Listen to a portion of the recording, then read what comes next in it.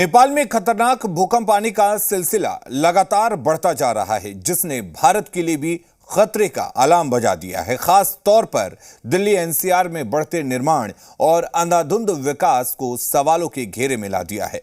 रोजाना बढ़ती जा रही हाई राइज इमारतों में रहने वाले लोग नेपाल में आते भूकंप के बाद बेहद डरे हुए हैं। जब भी भूकंप आता है, इनमें रहने वाले लोग सहम जाते हैं। क्या है दिल्ली एनसीआर में भूकंप के खतरे, देखते हैं ये रिपोर्ट।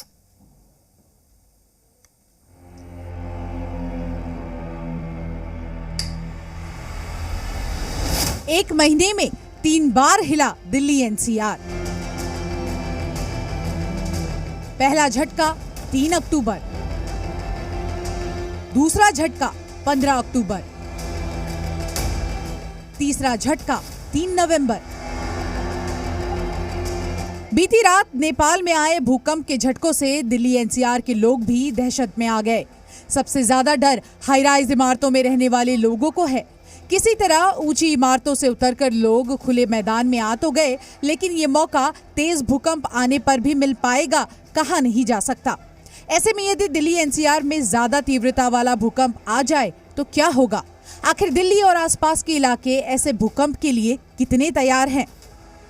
भूकंप संभावित इलाके के हिसाब से दिल्ली भूकंपीय मानचित्र के जोन 4 में आती है, जिसका मतलब है कि ये इलाका बेहद खतरनाक जोखिम वाला भूकंपीय क्षेत्र है, जिसमें दिल्ली भूकंप के लिहाज से ज्यादा संवेदनशील है, जिसका सीधा सा मतलब है कि दिल्ली की इमारतों और बुनियादी ढांचों को नुकसान पहुंचने का बड़ा खतरा है।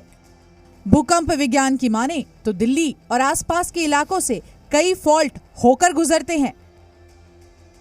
इन फॉल्ट लाइनों में दिल्ली मुरादाबाद फॉल्ट, दिल्ली हरिद्वार और सोहना फॉल्ट प्रमुख है।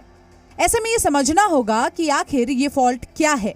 फॉल्ट जोन वो इलाके होते हैं जिनमें चट्टानें अलग अलग दिशाओं में गतिशील होती हैं। इन फॉल्ट लाइनों में रिक्टर स्केल पर 6 की तीव्रता का भूकंप पैदा करने की क्षमता होती है।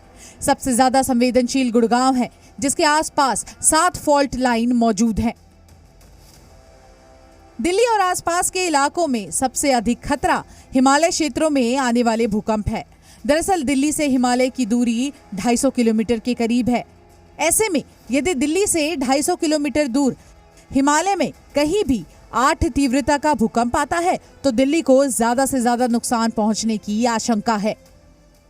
2020 में पृथ्वी मंत्रालय ने दिल्ली में भूकंप के खतरों को लेकर एक सर्वे किया था।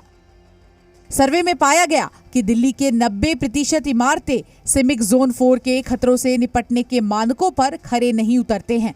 दिल्ली में ऊंची इमारतों के निर्माण और भारी भीड़ होने की वजह से आपातकाल के हालात में राहत और बचाव कार्य भी बुरी तरह से प्रभावित हो सकते हैं। भूकंप के लिहाज से भारत में जोन 5 सबसे ज्यादा खतरनाक है। जोन 5 में पूरा पूर्वोत्तर भारत, जम्मू कश्मीर के कुछ हिस्से, हिमाचल, उत्तराखंड, गुजरात में कच्छ का रण, उत्तर बिहार का कुछ हिस्सा और अंडमान निकोबार द्वीप समूह शामिल है। इन इलाकों में अक्सर भूकंप आते रहते हैं।